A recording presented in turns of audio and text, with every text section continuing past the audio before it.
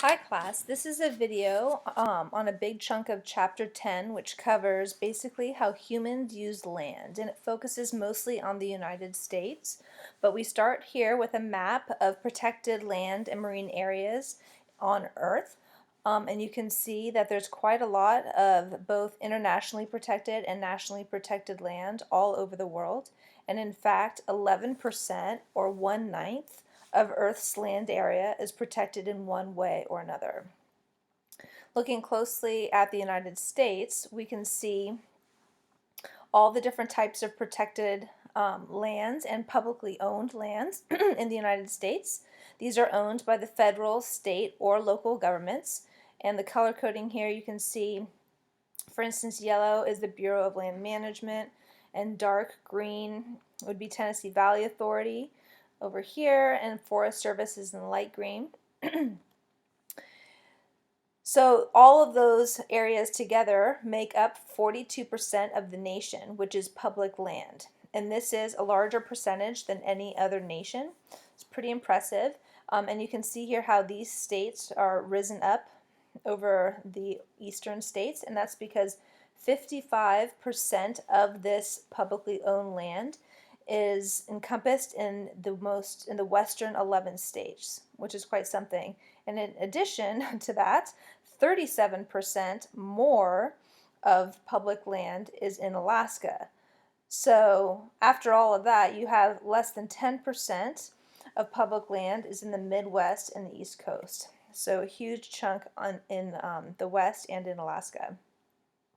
So looking more closely at a breakdown of land use in the United States, you can see that a fourth of land is used as grassland or grazing land, and a close runner-up to that is timber production. We have cropland, recreation, and only 4% is urban, residential, and transportation. So basically, where we live for the most part constitutes 4% of land in the United States. And this number 4% is comparable worldwide as well. About 4% of world land is urbanized.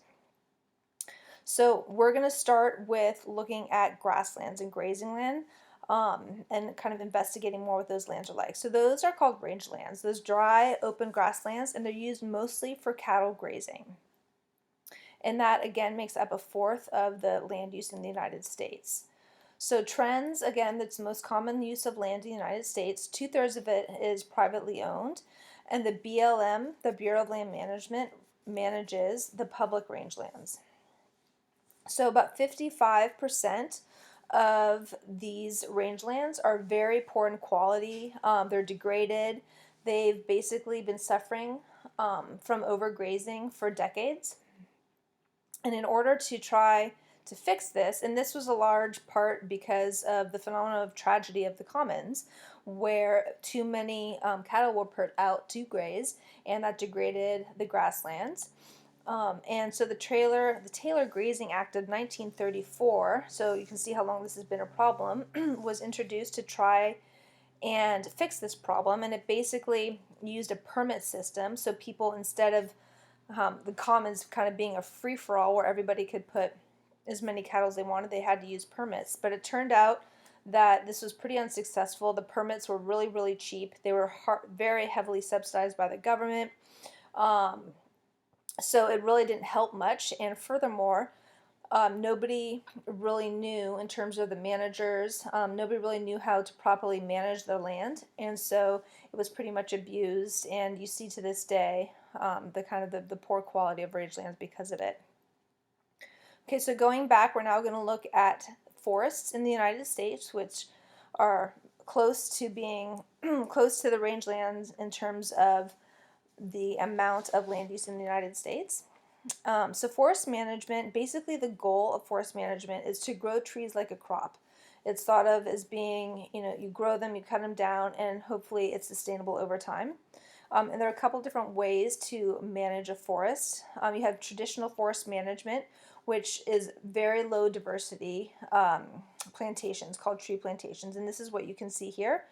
I mean, it's crazy. There's hardly any other species except for these pine trees, and it's kind of eerie in a way. If you imagine walking through that forest, there's nothing else growing there. They're managed for the highest production. You can see how efficient it would be for some sort of machine to go through there and just cut it down, completely mechanized. But you sacrifice a lot of environmental quality. There's not going to, and over time, this isn't going to be very sustainable because the nutrients are going to be depleted. You don't have much biodiversity there at all. Sustainable forest management uses a diversity of trees. It prevents soil erosion because you have a lot of undergrowth, which you don't have here at all. And it also preserves watersheds because, again, you're preventing soil erosion, water's able to percolate. You're not going to get the problems and the leaching and stuff that you would get in such a low biodiversity forest. And this is kind of a more sustainable forest management perspective in that picture. Okay, so harvesting practices, how you cut down trees. Clear cutting, you can imagine, would probably be more likely to happen in the traditional tree plantations. Basically, you remove all of the trees in an area. So you take them all out, you regrow them, and you try and do that as often as you can. But it's not, again, very sustainable. These trees have a hard time growing in land that was completely clear cut. They might not be good at growing in direct sunlight. Selective cutting, however, removes single trees within the forest and allows the trees that remain to reseed the area and provide shade for the new trees to grow. So you have a little bit better regrowth, and over time it's more sustainable. And it's a little bit more expensive to go in and selectively cut. But then, this about trade-offs. Do you want it to last longer, or do you want a shorter time period with a bigger buck in the short run versus the long run? And then lastly, you have ecologically sustainable forestry, and this is even more sustainable than selective cutting. You basically want to maintain all species, plants and animals, as well as you can, and as close to the natural state as possible, so that those trees really thrive. And the book mentions there's even some cases where there aren't really any machines used that in terms of how to take the trees out of the forest. You can use horses to take it out to really minimize your impact on the forest. Here's a picture of clear cutting. Pretty devastating, obviously, and you can imagine the erosion and the landslides that would occur. And you have to ask yourself, how long would this really be able to last and grow into another forest where you could cut it down? Not very long, and probably wouldn't grow back very well either. The boreal forest, if you remember, this is the taiga. It's the world's largest biome, basically blanketing Russia and Canada. And this is where we see a lot of clear cutting. It's the primary source of the world's industrial wood, and also wood fiber. And just, look at all that wood. There's a lot.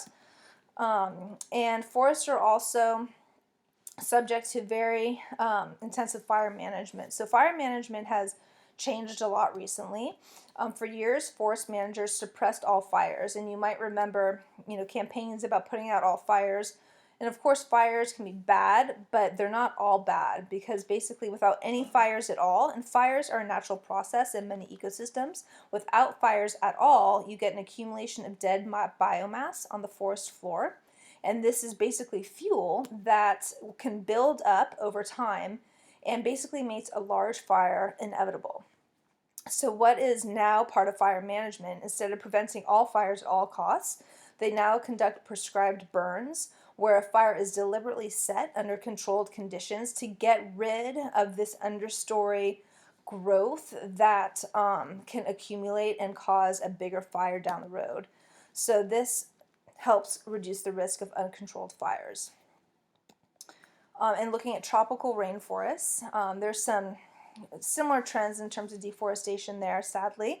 But the three main regions of tropical rainforest, you have the neotropics in South America, then you have Africa, and then the Asian tropics here.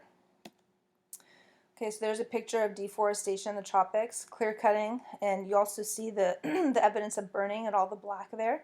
Okay, this is the nice forest that was once there.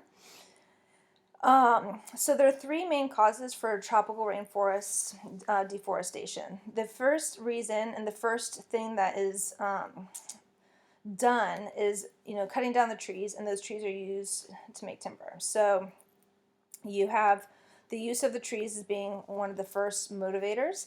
But then once the trees are gone, the land is then used for agriculture. And it turns out a lot of people would expect that the soil in tropical rainforest is very rich in nutrients. It's actually the complete opposite. All of the nutrients in a tropical rainforest are in the trees and the plants. They suck up the nutrients in the soil really quickly. So the soil has very low nutrients, and agriculture does not last for very long.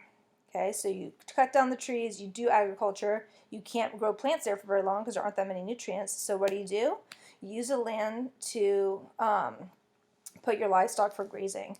So this is happening a lot in Brazil. You see, basically all the hamburgers that go to McDonald's and all the fast food restaurants come from livestock that is being raised on former tropical rainforest areas in Brazil. And you also see a lot of deforestation in Borneo in Southeast Asia. And there's some very valuable trees that are done there. And a lot of the land is then used for agriculture. You guys might have heard of oil palm and sugar cane coming in as agriculture after the trees are gone there. So it's a pretty darn big problem. And this gets to a term that the book talks about, which is called externalities. And you'll hear a lot about this. It's a pretty ubiquitous term in environmental science. And essentially the term means it's the cost of a good or service that is not included in its purchase price. So another way of thinking of it is it's essentially an external cost. So in environmental science, this is a huge concern because nobody bears the cost of most environmental damage that's done. So an externality of driving, of using gasoline, of course, is the pollution, but nobody pays for that, at least directly. We all pay for it indirectly through healthcare and, if that leads to global warming and that sort of thing. An externality of living next to a power plant would be the smoke from the power plant maybe affecting your livelihood, but they're not paying for that. So these are externalities in the service of, the coal production or the cost of gasoline. Those aren't paid for, and so there's a lot of debate in policy about if we should internalize these external costs, make things more expensive if they produce a greater cost to society. And we can talk more about this in class. And here's a little comic. Maybe now they'll notice environmental externalities. So this is just showing, this is, a power station, some sort of power plant, and, it's addressing global warming with the water rising, and that was an externality that the power plant didn't pay for. Okay, in class we will start with population and urbanization. Thanks, and I will see you in class.